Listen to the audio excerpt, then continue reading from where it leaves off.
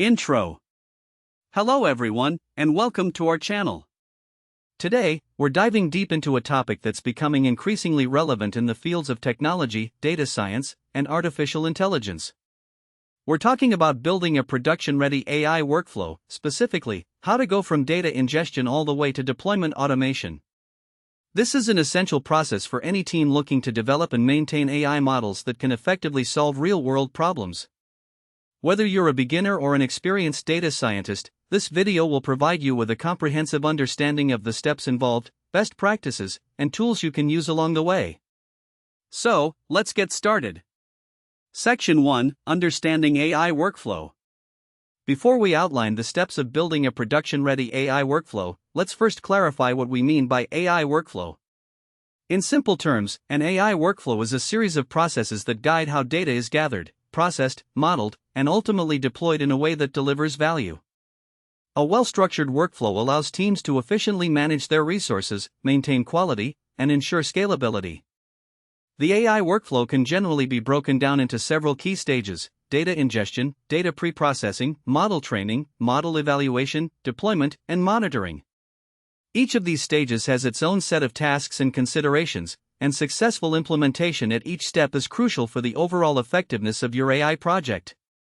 Section 2: Data Ingestion. Let's start with the first stage, data ingestion. This is where it all begins. Data ingestion involves gathering and importing data from various sources into your system. Data can come from different formats such as databases, spreadsheets, APIs, or even streaming data from IoT devices. To begin data ingestion, you first need to understand the types of data that are relevant to your project. This could include structured data, like SQL databases, unstructured data, like text documents, or semi-structured data, like JSON files. Depending on the data source, you may need different techniques or tools for ingestion.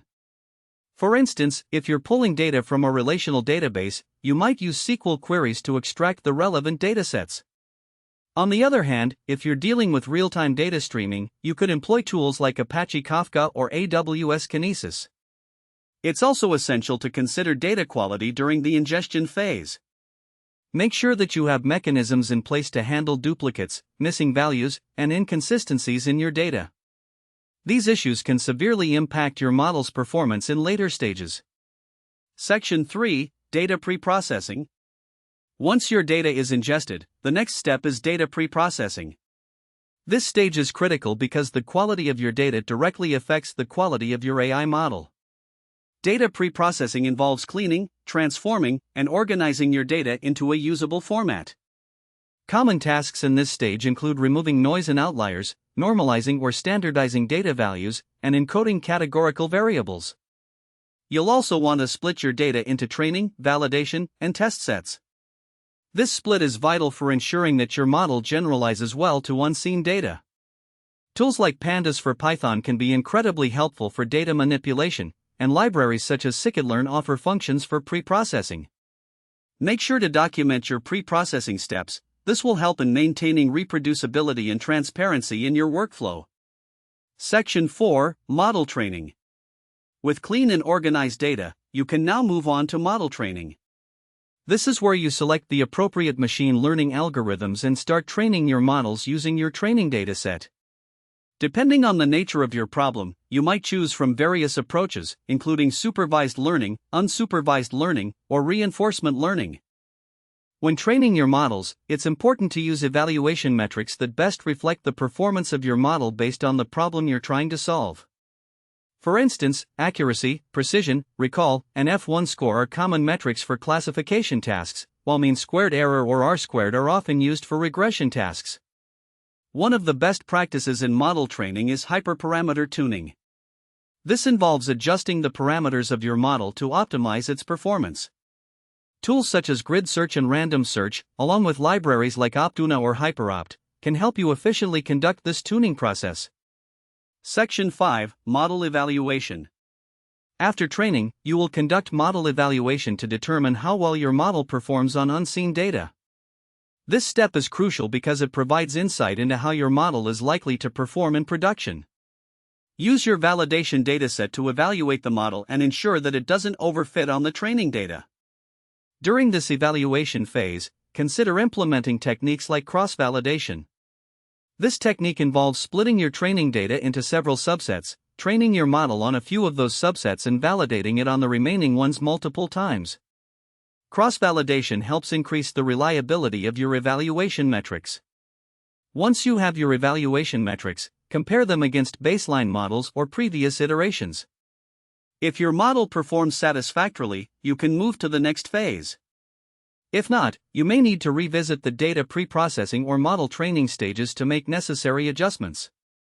Section 6. Deployment.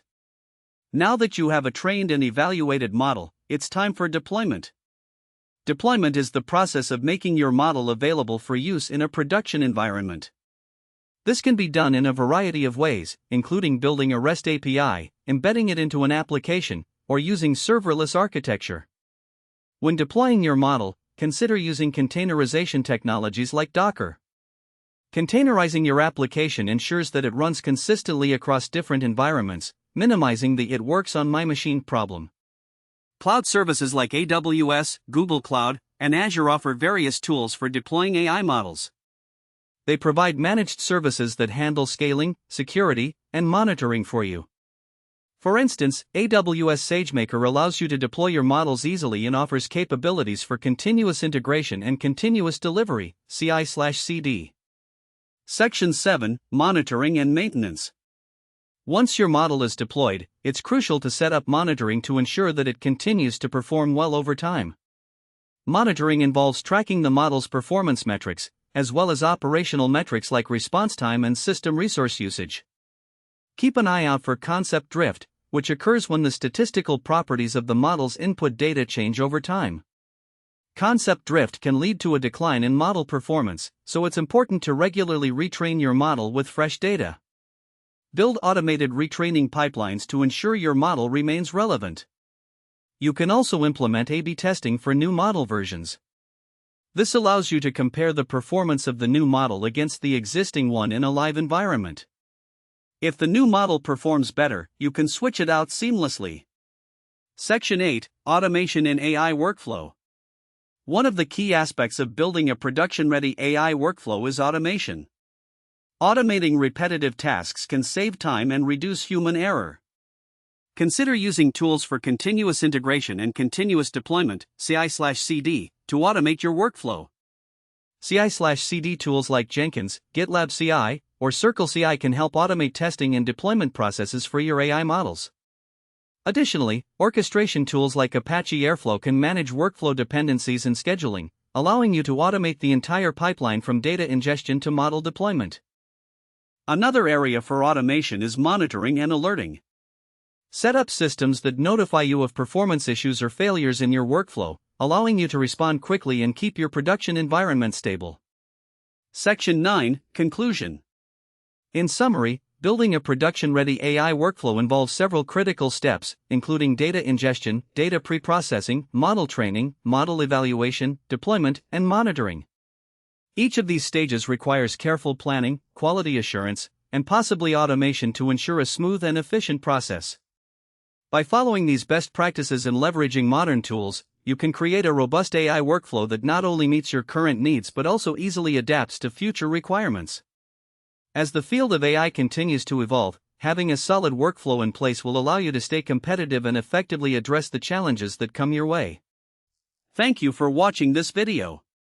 If you found this information helpful, please give us a thumbs up and subscribe to our channel for more content on AI and technology. If you have any questions or comments, feel free to leave them below. We'd love to hear your thoughts. Until next time, keep innovating.